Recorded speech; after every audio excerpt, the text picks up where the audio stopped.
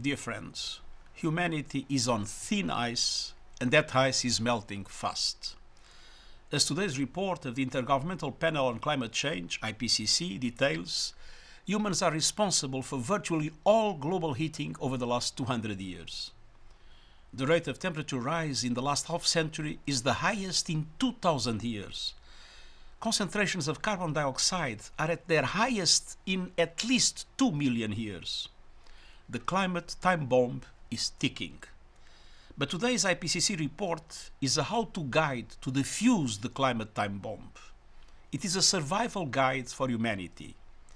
As it shows, the 1.5 degree limit is achievable, but it will take a quantum leap in climate action. This report is a clarion call to massively fast-track climate efforts by every country and every sector and on every time frame. In short, our world needs climate action on all fronts, everything, everywhere, all at once.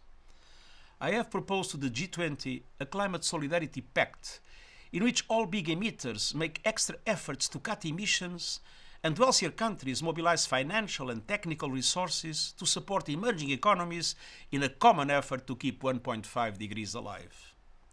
Today, I am presenting a plan to supercharge efforts to achieve this climate solidarity pact through an all-hands-on-deck acceleration agenda.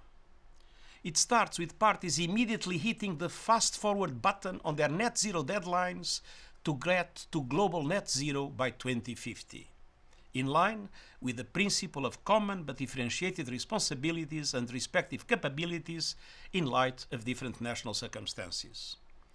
Specifically, leaders of developed countries must commit to reaching net zero as close as possible to 2040, the limit they should all aim to respect.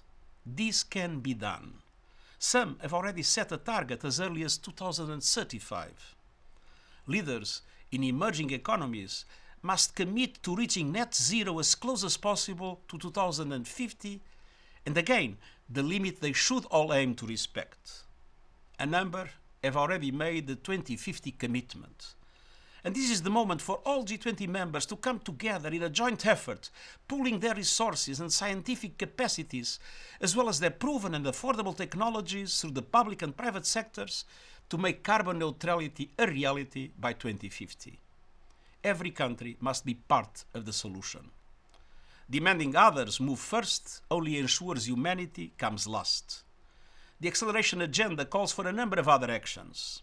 Specifically, no new coal and the phasing out of coal by 2030 in OECD countries and 2040 in all other countries.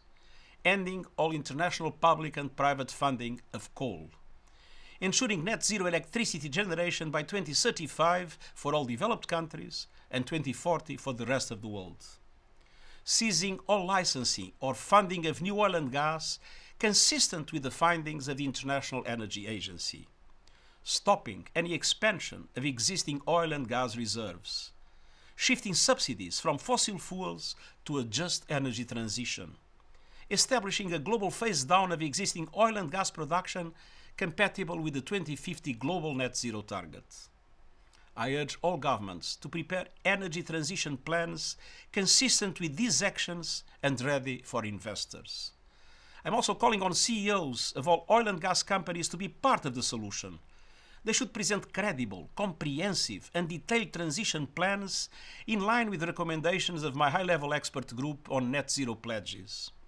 And these plans must clearly detail actual emission cuts for 2025 and 2030 and efforts to change business models to phase out fossil fuels and scale up renewable energy.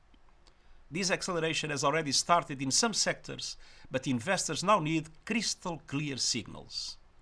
And all governments need the assurance that business leaders will help them deliver on extra efforts, but government must also create an enabling policy and regulatory environment.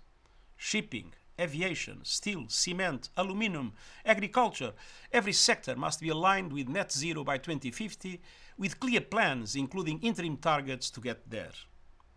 At the same time, we need to seize the opportunity to invest in credible innovations that can contribute to reaching our global targets. We must also speed up efforts to deliver climate justice to those on the front lines of many crises, none of them they caused. We can do this by safeguarding the most vulnerable communities and scaling up finance and capacities for adaptation and loss and damage. Promoting reforms to ensure multilateral development banks provide more grants and concessional loans and fully mobilize private finance. Delivering on the financial commitments made in Copenhagen, Paris and Glasgow. Replenishing the Green Climate Fund this year and developing a roadmap to double adaptation finance before 2025. Protecting everyone with early warning systems against natural disasters in 4 years. Implementing the new loss and damage fund this year. The longer we wait on any of these crucial issues, the harder it will become. In less than 9 months, leaders will gather at COP28 for the first global stocktake of the Paris Agreement. They will also launch the process to prepare the next cycle of national climate plans or national determined contributions due in 2025. These new climate plans must reflect the acceleration we need now over this decade and the next. By the end of COP28, I count on all G20 leaders to have committed to ambitious new economy-wide nationally determined contributions encompassing all greenhouse gases and indicating their absolute emission cut targets for 2035 and 2040. The transition must cover the entire economy. Partial pledges won't cut it. I look forward to welcoming first movers on the acceleration agenda at the Climate Ambition Summit in September in New York. Once again, I thank the Intergovernmental Panel on Climate Change for showing the fact-based, science-grounded way out of the climate mess. We have never been better equipped to solve the climate challenge, but we must move into warp speed climate action now. We don't have a moment to lose. Thank you.